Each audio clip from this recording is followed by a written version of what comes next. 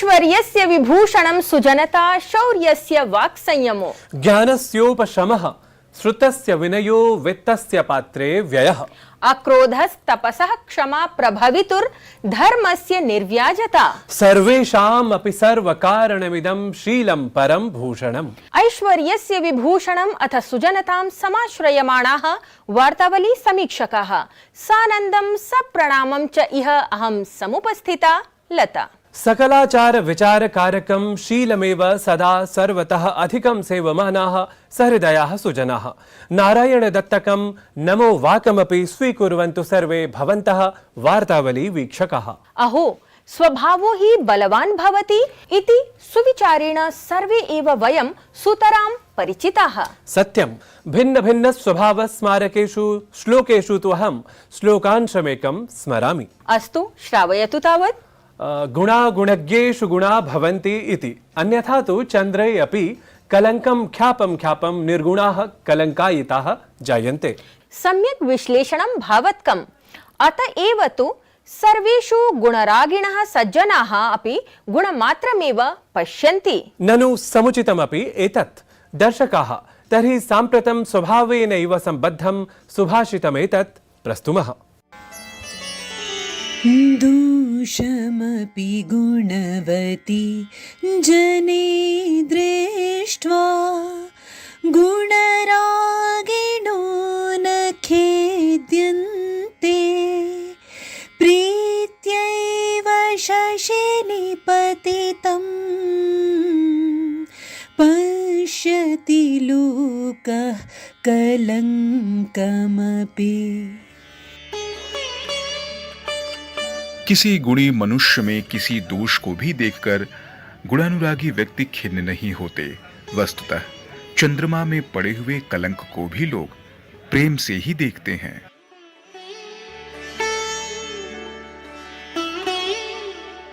Those who always see good view even faults of the noble persons as pearls, just as the black spot on the moon is viewed as a sign of beauty.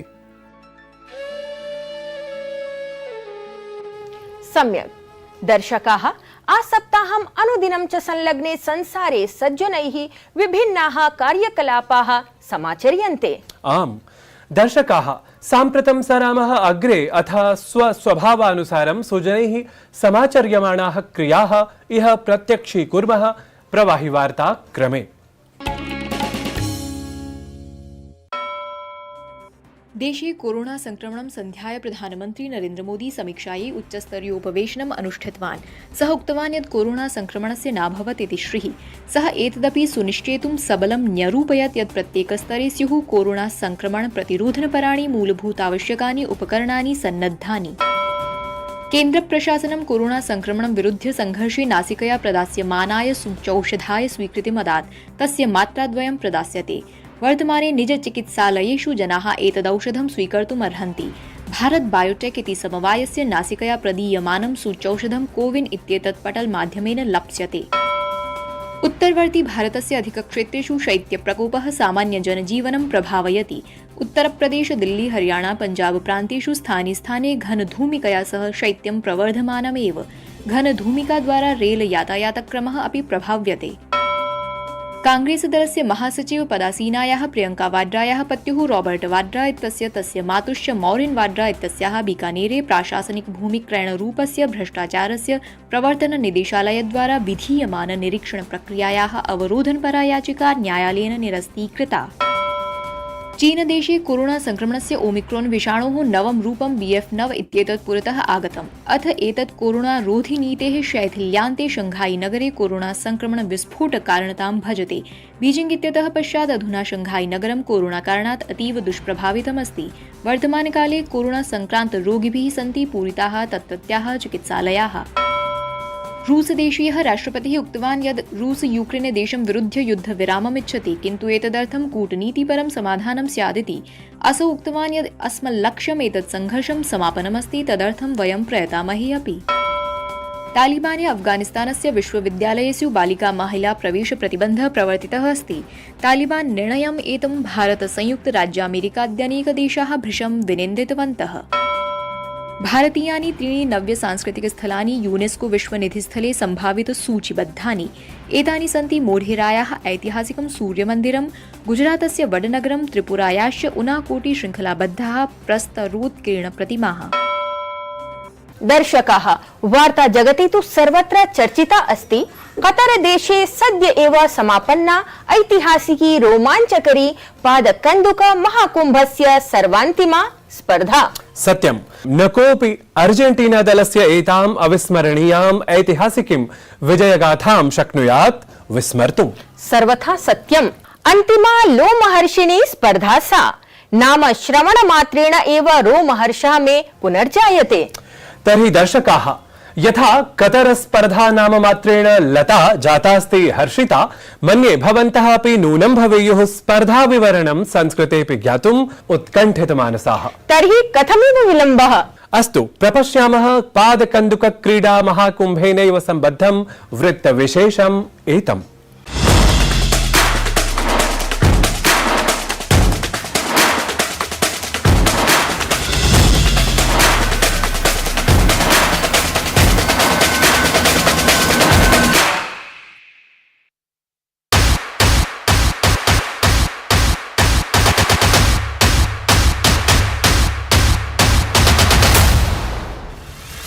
पादकन्दुकक्रीडा जगति अत्यन्तं प्रसिद्धा प्रचलिता च अस्ति।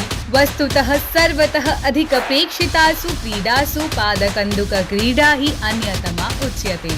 यदा अपि FIFA इत्येतद्द्वारा विश्वचषकप्रतियोगितायाः भवति आयोजनं, तदा सम्पूर्णे यूरोप महाद्वीपे, दक्षिणामेरिकीयादिदेशेषु किं वा समग्रे जगति एव उत्सवस्य वातावरणं जायते।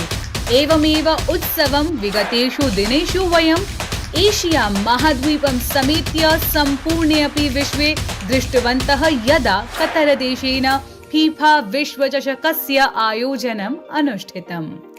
यद्यपि एशिया महाद्वीपे एतस्याः क्रीडायाः विषये प्रबलोत्साहः तावान् नास्ति, परन्तु प्रतियोगितायाम् एतस्याम् एशियास्थाः बहवः देशाः स्वीयोत्कृष्टक्रीडां नूनं प्रदर्शितवन्तः। परम् आश्चर्यकरं तु एतत् यद् विश्वस्य सर्वाधिक लोकप्रियस्य पादकन्दुकक्रीडकस्य लियोनेल् मेस्सी इत्यस्य अर्जेंटीना दलं सौदी अरब स्तरीयेण दलेनापि पराजितं जातम्। तत्रैव दक्षिण कोरिया जापान देशाभ्यामपि विश्वचषक प्रतिस्पर्धायां प्रसिद्धानि दलानि पराजितानि। एवं हि अफ्रीका महाद्वीपस्य दलैः अपि सम्यक् प्रदर्शनं कृतम्। घाना, कैमरून, मोरक्को इत्येतैः तु दलैः सम्पूर्णाफ्रीका महाद्वीपः गौरवान्वितः। वस्तुतस्तु एतस्यां विश्वचषक प्रतिस्पर्धायां मोरक्को दलं तत् कृतवत् यत् अद्यावधि न किमपि अफ्रीकीयं दलं कर्तुं शक्तवत्। तदस्ति विश्वचषक प्रतिस्पर्धायाम् उपान्त्यचक्रे प्रवेश प्राप्तिरूपं यशः समर्जकं सुकृत्यम्। नाम विश्वचषक प्रतियोगितायाः अन्तिमेषु 4 दलेषु प्रथमम् अफ्रीकीय दलं मोरक्को इत्यस्य एव जातम्। यद्यपि कतर पादकन्दुक विश्वचषक प्रतियोगितायाम् अनेके अनपेक्षिताः परं रोमाञ्चपूर्णाः परिणामाः दृष्टिं गताः, परन्तु तेभ्यः अपि अधिकम् एषा प्रतियोगिता लियोनेल् मेस्सी इत्यस्य कृते स्मरिष्यते। मेस्सी इत्यस्य विगतेभ्यः 5 संस्करणेभ्यः विश्वचषकोपाधि प्राप्तेः इच्छा अन्ततः एतस्यां प्रतिस्पर्धायां पूर्णा अभवत्, यदा 86 वर्षानन्तरम् अर्जेंटीना देशेन निर्णायकचक्रे फ्रांस देशं पराजित्य पुनः विश्वविजेतृपदम् अवाप्तम्। महत्वपूर्णम् एतत् यत् गतशताब्द्याः 86तमे वर्षे डिएगो माराडोना इत्यनेन अर्जेंटीना देशाय अन्तिमवारं विश्वचषकजयस्य गौरवं प्रापितमासीत्। यद्यपि निर्णायकस्पर्धायां फ्रांस देशस्य क्रीडकेन किलियन एम्बाप्पे इत्यनेन दर्शितम् अद्भुतकौशलं तु कश्चिदपि न विस्मर्तुं शक्नुयात्। येन न केवलं फ्रांस देशः अन्तिमस्पर्धायाः अन्तिमे कालखण्डे पुनरावर्तितः अपि तु त्रिगोलाङ्कान् कृत्वा स्पर्धा समत्वम् अपि तेन एकाकिना हि सम्पादितम्। अन्ततः प्रतियोगितायाम् 8 गोलाङ्क समर्जकेन तेन गोल्डन बूट इति विशेष पुरस्कारेण कथञ्चित् सन्तोषः प्राप्तः। समग्रतः अर्जेन्टीना दलीयः किं वा लियोनेल मेस्सीमयः एव पादकन्दुकस्य विश्वचषक प्रतियोगिताक्रमः क्रीडाप्रेमी दर्शकैः मुख्यतः स्मृतिपथे आरूढः इति ध्रुवम्। रजा तौसीफ कृतं ऋचा झानूदितं च वार्तावलीवृत्तं डीडी न्यूज़।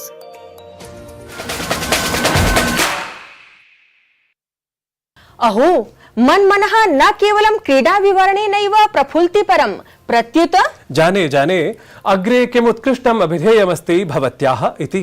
आम् दर्शकाः उत्कृष्टम् अभिधेयं तु एतत् यत् कस्यचिदपि उत्कृष्ट क्रीडकस्य चिरचिन्तितेन साफल्येन समेषां चित्तं हर्षमयीं प्रेरकतामेव अनुभवेत् इति। सततं सत्यं ब्रवीति भवति। नूनं कठिनश्रमेण उत तपसा अर्जिता अन्ततः सफलता शरीरं च प्रापिता सा चिरप्रतीक्षिता कामना सर्वतः सुखदा भवत्येव। अहो काचित् चिरात् चिन्तिता भवतः कामनापि पूर्णतां गता इति प्रतिभाति मे। लते प्रतीयते अग्रवर्तिनीं त्रिज्या प्रभागीय संवाद सरणीं नैव स्मरति भवति यत्र अस्मदीय संवादातिथेः कामना प्रपूर्तिः अस्ति विशदय्य चर्चिता। तदपि स्मरामि नारायण दत्त। वीक्षकाः वस्तुतः बेल्जियम वास्तव्या अद्भुत धर्म संसाधिका जया महोदया अद्य अस्माभिः सह साक्षात्कारक्रमे संवादाय अस्ति समुपस्थिता। तर्हि साम्प्रतं संस्कृताय वृन्दावने साधिता तदीया कामनातः सफलतां गता गाथा तन्मुखादेव श्रूयताम्।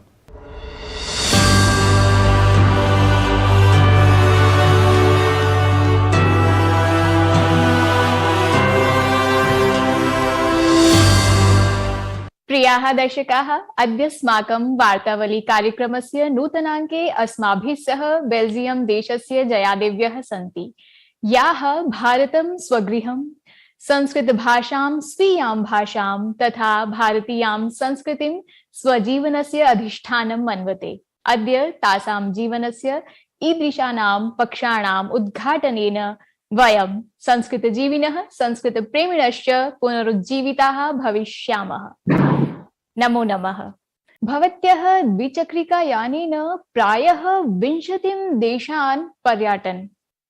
भारतस्य किं वैशिष्ट्यं भवतीं प्रेरयति यद् भारतदेशे एव आजीवनं प्रतिवसितुं निर्णयो विहितः?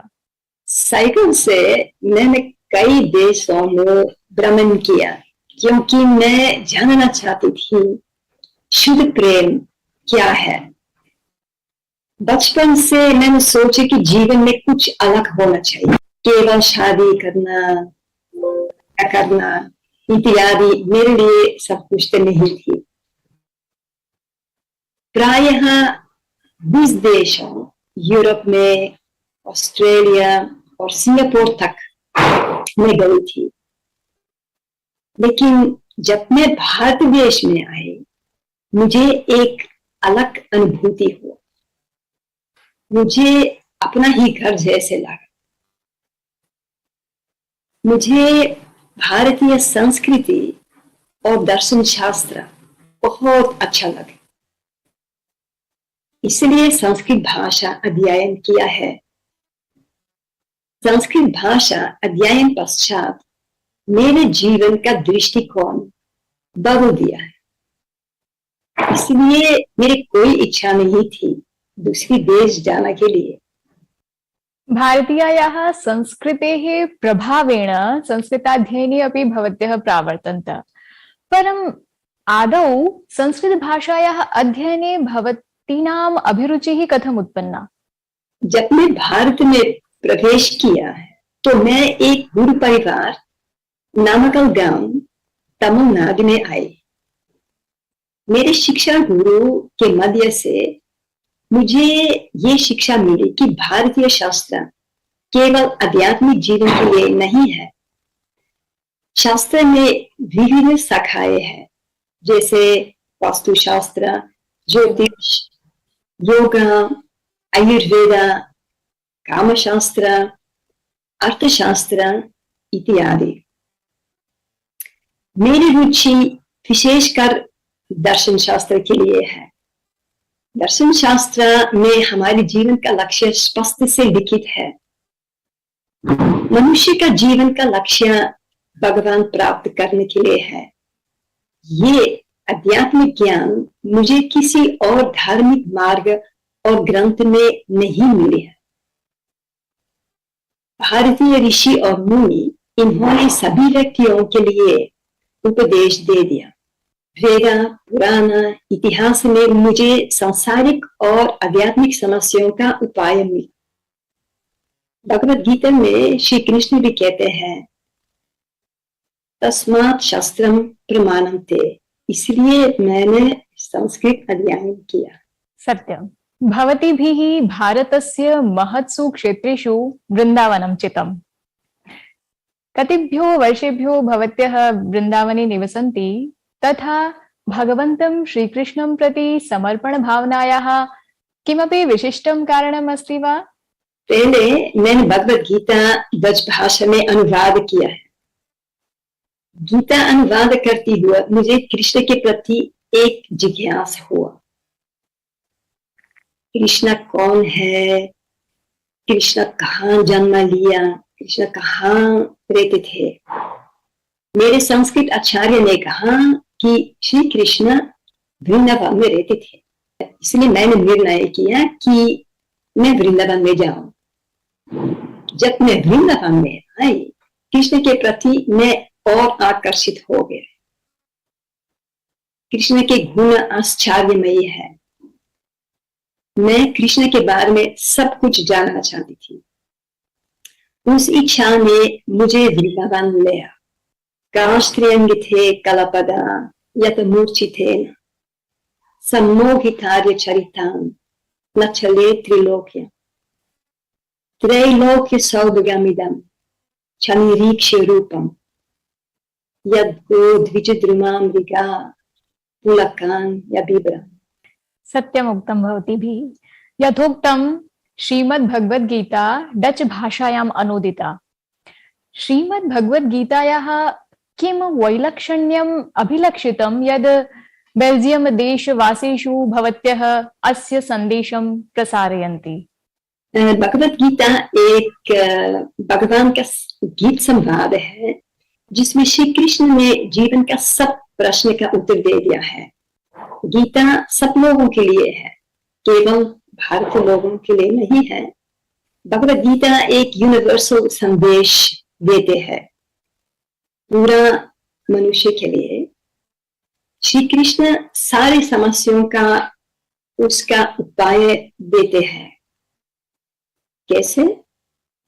अधिभौतिक, अधिदैविक और आध्यात्मिक समस्याओं से मनुष्यों को कैसे बाहर निकलना है और भगवान को कैसे प्राप्त करना है।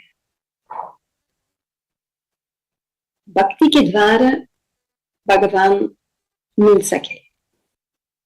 जैसे कृष्ण कहते हैं, सर्वधर्मान् परित्यज्य माम् एकं शरणं व्रज। नूनं श्रीमद्भगवद्गीता अस्मान् सर्वान् सर्वथा सर्वदा निर्दिशति। भवतीनाम् अन्यदेकं पुस्तकम् अस्ति फ्रॉम ताज टू ब्रज। अस्मिन् पुस्तके भवतीनां का दृष्टिरस्ति? फ्रॉम ताज टू ब्रज एक यात्रा का परिभाषा है जो लौकिक प्रेम से भगवत प्रेम तक जाने की प्रयास है। मैंने मेरे जीवनी और शास्त्रीय ज्ञान जोड़कर एक पुस्तक लिखा, ताज टू ब्रज। मैंने ये इस कारण लिखा कि अन्य व्यक्ति को ये प्रेरणा मिल सके कि जीवन में शुद्ध प्रेम क्या है, उसको जान सके। फ्रॉम ताज टू ब्रज में मैंने लिखा कि कैसे शास्त्र, वेद, पुराण, इतिहास आधुनिक जीवन में उपयोग कर सकते हैं। मैंने एक प्रोजेक्ट शुरू किया जिसका नाम है फेमिनिन स्पिरिचुअलिटी। क्यों किया है? क्योंकि मैं ये ज्ञान बांटना चाहती हूँ, कैसे शास्त्र की मदद से शुद्ध आध्यात्मिक स्त्रीत्व का ज्ञान पा सके। शास्त्र के अनुसार केवल भगवान पुरुष है, हम सब मनुष्य प्रकृति के रूप है। इसलिए स्त्री तत्व समझना बहुत आवश्यक है। गुरु और भगवान की कृपा से मैंने फ्रॉम टच टू ब्रज का प्रकाशित किया है एक पुस्तक जो स्त्री तत्व का व्याख्या स्वरूप है। वंदे नंद ब्रजस्त्रीणां पादरेणुं अभीक्ष्णसः यासां हरि कथोद्गीतं पुनाति भुवनात्रयम्। साक्षात्कारस्य अन्तिमे चरणे भवत्यः अस्माकं दर्शकेभ्यः कं सन्देशं श्रावयितुम् इच्छन्ति? My message is to both men and women: discover your inner feminine self. This will give you true happiness. संस्कृतं संस्कृतिं प्रति भवतीनाम् एषा भावना अस्मान् सर्वान् नूनं प्रेरयिष्यति। पौनः पुण्येन धन्यवादाः।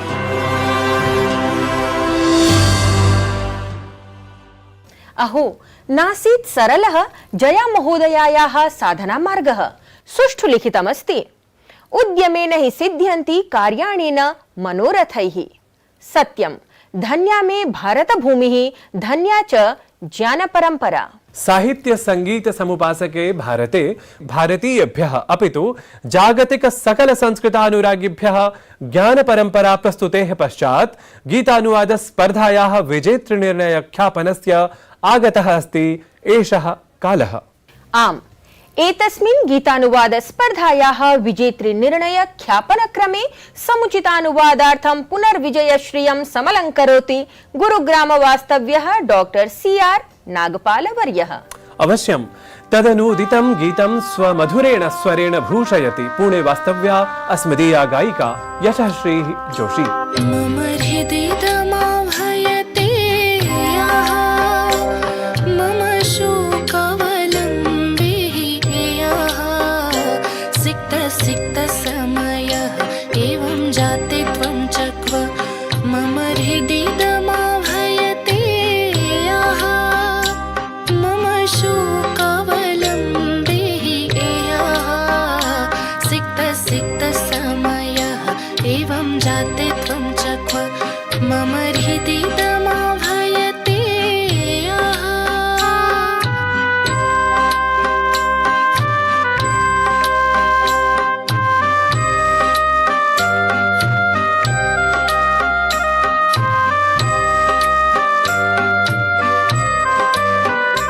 त्वं नहि ऋतुरयं पवनोऽयं किं कुर्यां किं कुर्यां। त्वं नहि ऋतुरयं पवनोऽयं किं कुर्यां। दूरे त्वत्स्थितो ब्रूहि किं कुर्यां किं कुर्यां। शून्यं शून्यं जगत् अधुना गच्छामि क्व। केवलमिदं मामाख्याहि। सिक्त समयः एवं जाते त्वं च क्व। मम हृदि तमाभयते यः। साधुवादाः उभाभ्याम्। अधुना भवन्तु सज्जाः दर्शकाः नूतन स्पर्धा गीतस्य अनुवादाय। तदर्थं गीतमस्ति एतत्।